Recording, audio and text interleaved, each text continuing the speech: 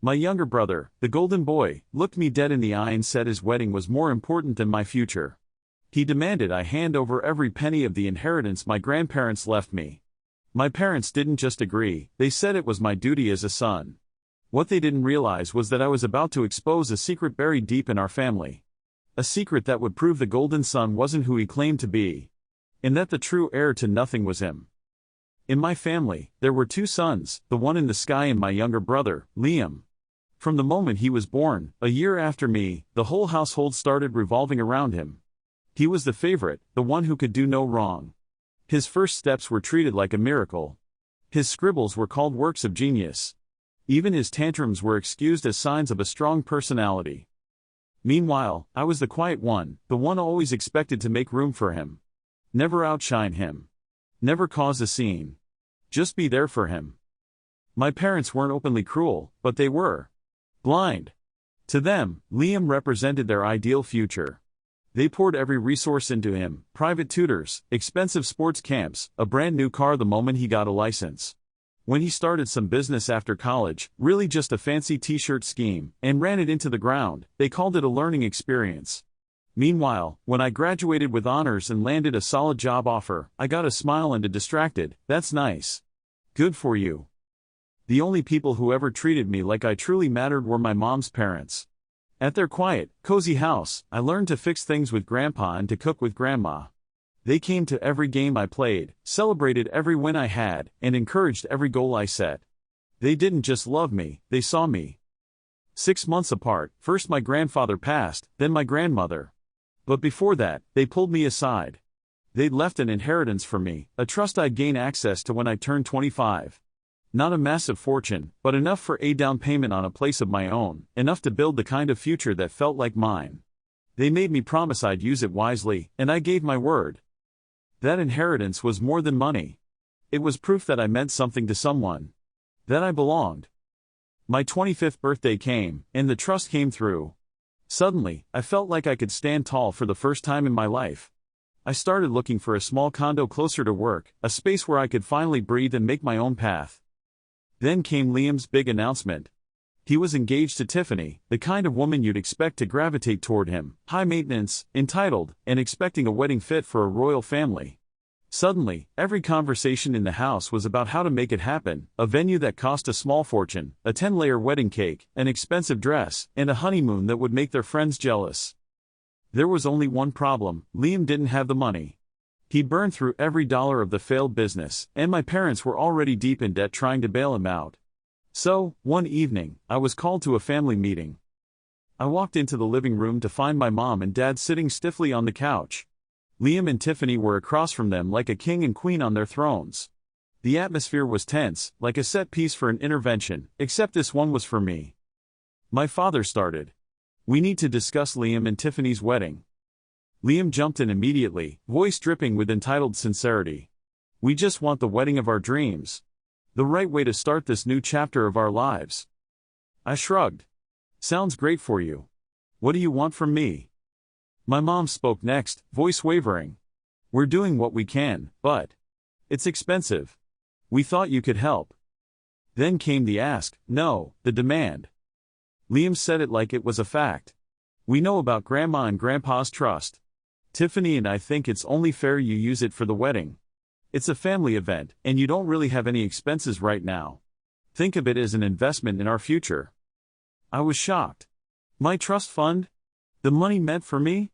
You want me to just give it to you?" My father sighed, sounding exhausted. "Liam is starting a family. You're still just getting started.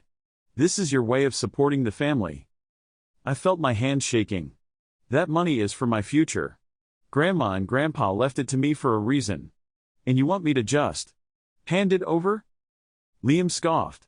"What future? What are you doing? Getting an apartment? I'm starting a family. That's more important. As the man of the family, I have greater needs. Surely you understand." That was it. The final slap across the face.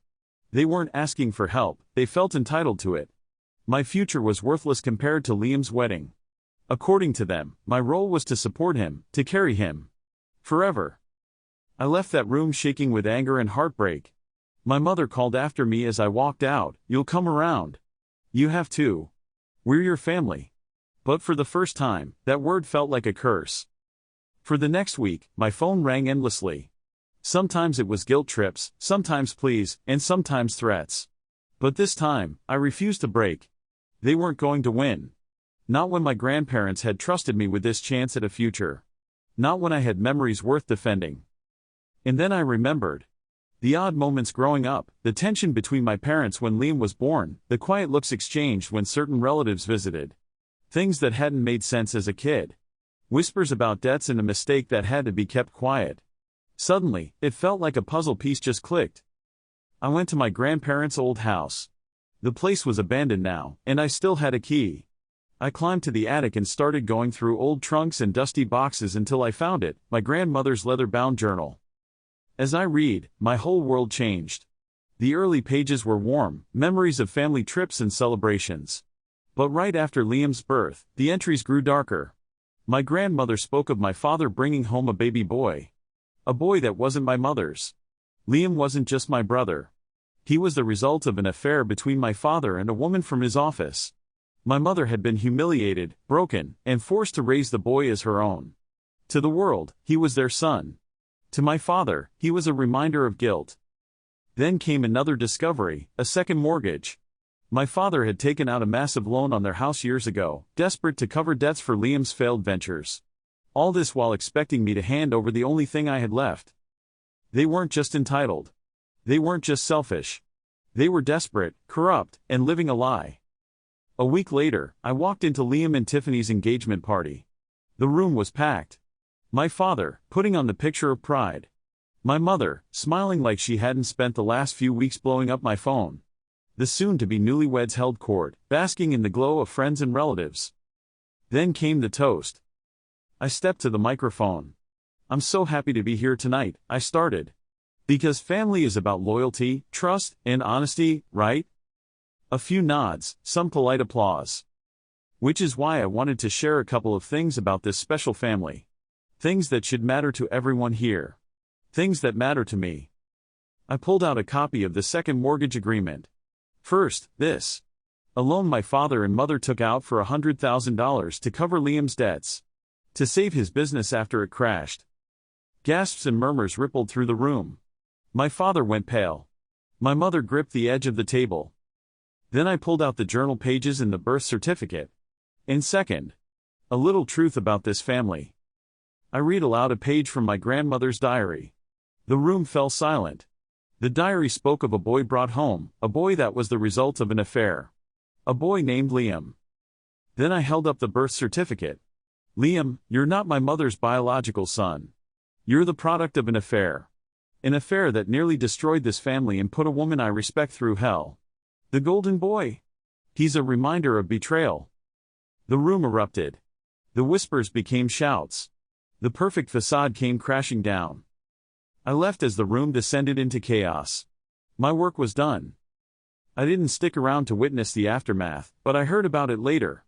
Tiffany called off the wedding. Liam lost it, yelling and blaming everyone, drowning in a crisis of identity. My father tried to spin it, but the truth was out. My mother refused to speak to him for months. The house, long leveraged by that second mortgage, was sold to cover the debts. I didn't return any calls. Not my father's attempts at justification. Not my mother's apologies. Not Liam's voice messages that alternated between desperation and anger. I was done. A year later, I'm living in a beautiful condo downtown. The money that was meant for me gave me a fresh start, a space to build a future that doesn't revolve around a brother or a family built on lies.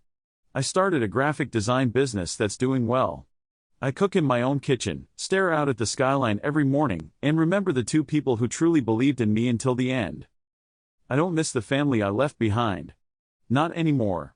Sometimes I wonder about Liam, if he ever came to terms with the truth.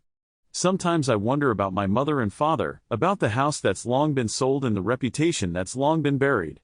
But those thoughts don't linger. I don't regret a thing. They tried to take my future, and in doing so, gave me the strength to claim it for myself. The house was already burning long before I came along. All I did was strike the match.